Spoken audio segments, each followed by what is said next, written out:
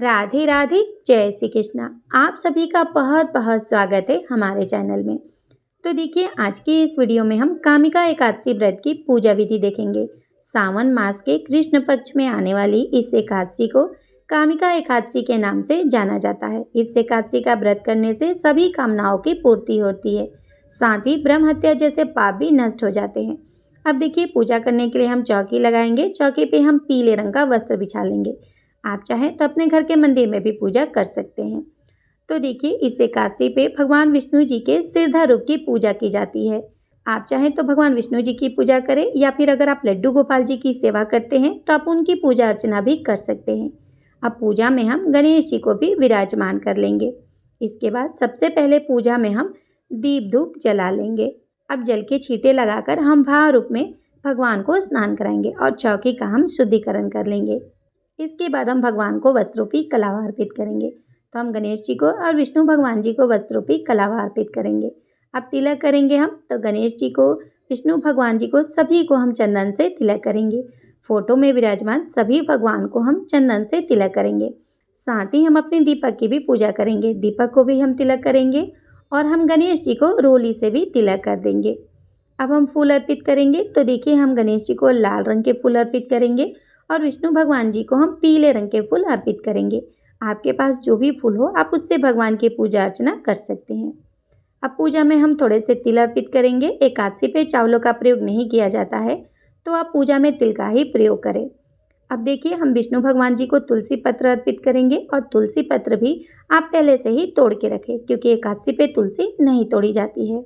इसके बाद से देखिए, अब हम भगवान को भोग लगाएंगे। तो हम यहाँ पे गणेश जी को अलग से भोग लगाएंगे, क्योंकि उनके भोग में तुलसी नहीं डाली जाती है। और विष्णु भगवान जी को तुलसी पत्र डालकर दूध से बनी हुई चीज़ों का हम भोग लगाएंगे। तो देखिए, आप मखाने के खीर का भोग लगा सकते हैं, या फिर आप दूध से बनी मिठाई का भोग भी लगा सकते हैं। साथ में आप कोई भी ऋतु फल का भोग भगवान को लगा दें। तो देखिए, मैंने यहाँ पे दूध से बनी मिठाई का भोग भी लगा दिया है। अब हम एक लोटा जल अर्पित कर देंगे। तो देखिए, कामिका एकादशी का व्रत 21 जुलाई दिन सोमवार को रखा जाएगा। एकादशी व्रत का पारण 22 जुलाई दिन मंगलवार को सुबह 5:37 से 7:05 के बीच है। तो आप इस बीच अपने एकादशी व्रत का पारण जरूर से कर लें। अब पूजा में हम यथाशक्ति दक्षिणा अर्पित करेंगे, ताकि जाने अनजाने यदि हमसे कोई भूल चूक हुई हो तो वो क्षमा हो जाए। अब पूजा के बाद हम कथा सुनेंगे। कथा सुनने के लिए हम यहाँ पे एक लोटा जल ले लेंगे और हम हाथ में थोड़े से तिल या फिर फूल लेकर कामिका एकादशी व्रत की कथा और महत्व को सुन लेंगे। कथा सुनने के बाद हमने जो हाथ में तिल लिया है वो हम भगवान के पास अर्पित करेंगे। थोड़े से हम जल के लोटे में डालकर सूर्य देवता को अर्घ दे देंगे। अब पूजा के बाद हम भगवान की आरती करेंगे। तो हम यहाँ पे प्रेम पूर्वक गणेश जी की, विष्णु भगवान की, सभी की हम प्रेम पूर्वक आरती कर लेंगे। आरती के बाद 2 बार जल को घुमाकर हम आचमनी करेंगे और अपनी पूजा को पूर्ण कर लेंगे।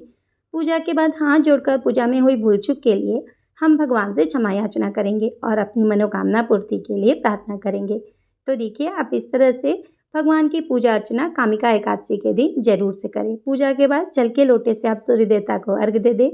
भोग प्रसाद आप सभी में बांट दें और दक्षिणा का दान कर दें। तो देखिए, इस एकादशी का व्रत करने से सभी कामनाओं की पूर्ति होती है। आप इस एकादशी का व्रत जरूर से करें। राधे राधे, जय श्री कृष्णा।